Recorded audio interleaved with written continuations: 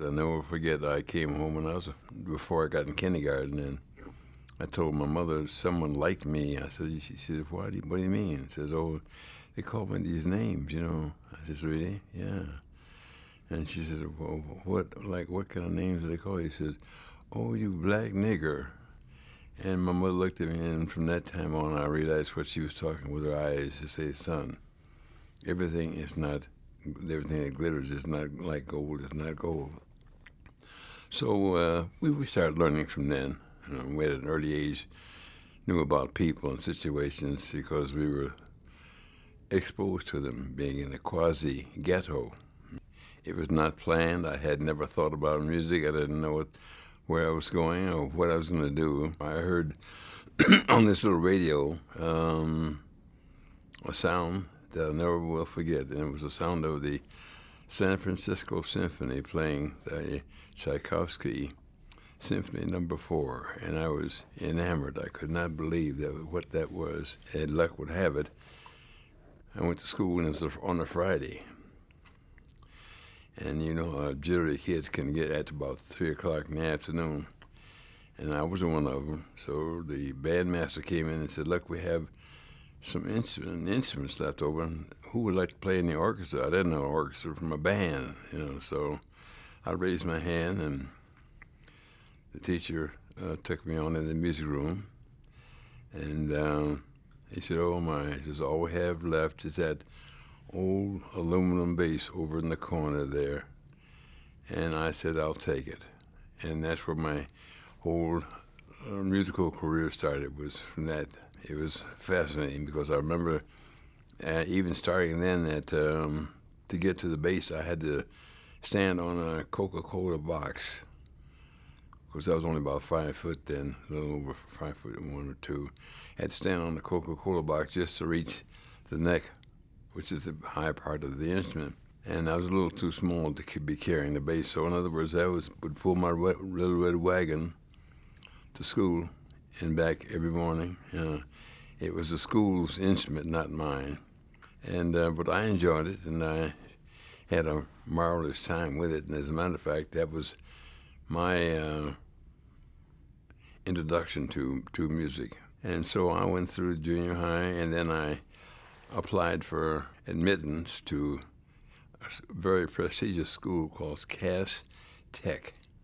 It was a Cass Techno school, and it's a trade school, and I was honored to have been accepted in that. And that's where my real musical career started, because I started taking tuba lessons when I was in the 10th grade, and bass lessons. And they made sure you got a well-rounded background of music. You took piano, drums, clarinet, and everything, all the instruments, before you had your 4-year diploma.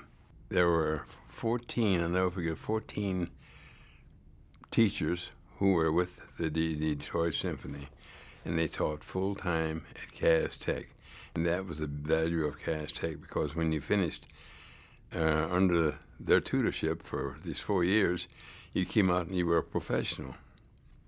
There was only one little drawback, and that was the fact of being a Negro, okay? Because all the white boys, when they got through with their 4 years and so forth, they went to the radio stations like WWJ and WXYZ and all the and the symphony, you know. When I got out, there was nothing. After performing at Cass and going through this rigorous routine, when I entered Wayne University, I didn't have to do any music classes at all, because I had passed all of them. All I had were a couple of academics to get before I got my degree. And after 2 or 3 years, I managed to get that. And when I had just about graduated, the coordinator for music of Detroit, who was also a teacher at Wayne University, called me in and praised me beautifully for being a Negro and doing this, and getting so far and such and such. Now, he was 40 years old, but then he said to me in his final words were, but you know, now, as long as I am head of the music department in Detroit, there'll be no Negroes. That was on Friday, and I left on Saturday, coming to Denver, and I haven't looked back. Well, the reason I came to Denver was because my mother was born here. I was riding on this streetcar, and I saw a fellow on there with a big, long case like this, and I recognized it as being an instrument case.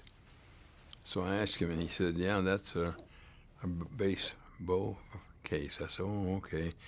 And one thing led to another, and I asked him if he, took students. He said, oh, yeah, he'd be delighted. So I started studying with him, and I think for about 2 months I studied with him. And one day he asked me if I'd like to take an audition for the symphony. And of course that floored me. I said, well, what do you mean? Of course, So he arranged it, and the conductor's name was Saul Caston. He was the one who was going to be my interviewee. He called me in and started giving me the ins and outs, And the audition lasted for 2 hours.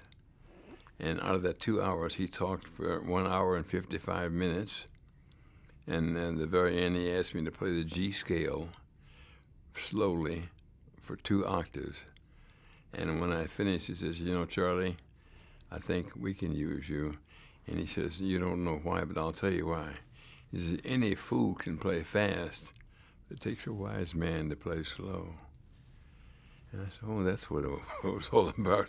And that was the beginning of my affair with the symphony. Of course, when I did get in there, I found that it was a vastly different platform than I had envisioned. Because of the first thing, being the only black in there, I had no companionship. I mean, everyone was two groups, all white, and one black. I think, okay, then it developed from there. But the difference, I can speak again.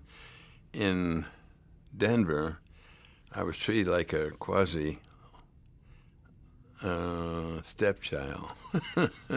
Not quite in, not quite out, Well, I did travel, and I had one of my most disruptive episodes in my life happen with the symphony. I guess, it was 1953. They were on tour. On the way back from the tour, we stopped in a place in Kansas, the whole orchestra, obviously. And we went in, registered at the hotel. And when I got up to the counter, the clerk says, well, he can't stay here. We'll put him in the kitchen with the help. And I had to laugh because the manager of the symphony there, whose name was Helen Black, jumped up in a rage, and I never heard a lady jump out of her skin, but she did. She said, oh, no, this won't happen. Pack up everything, we're leaving right now. And I told her, I quieted her, I said, Helen, that's not the way to handle it, I said, there's more to this than meets the eye and just me. Okay. I was on my way one summer out to study in Los Angeles. I'd been there a while, and the opera company from San Francisco would come up every year and play 6 weeks and have a season there, like a pre-summer season. And what happened was Arthur Fiedler was the conductor then for the summer season. So Arthur Fiedler let out the word that he needed another bass player, and Phil Karp, who was the principal bass player there, just happened to be talking with me, and we got to be good friends, and he asked me if I'd like to, come, and I didn't have to take an audition. He said, all you got to do is come and play. So I said, oh, fine. So that was my first introduction to the San Francisco area, was playing with Arthur Fiedler for the summer season, and then taking an audition, a bona fide audition for the symphony after that, in that early fall. When I got to San Francisco and they announced that I was going to be, there was a standing ovation. And I couldn't believe this. I almost cried. And they treated me like a real family. And that's the first time in my life I really, being an adult man, cried, because it was a family. And that's the way they treated me. I was always taught by my mother, have a good sense of humor. And that's what I think carried me over to all these years, a good sense of humor. I was not the greatest bass player in the world. I always tell them that in the first place. Look, there are a lot of bass players who play all rings around me, but there's another thing called being a human being, which is what to me is what is important, you know. And the combination of both of them, I think, is what makes a real nice, real wonderful musician. And that's why I get so far in life with my music, because I love people.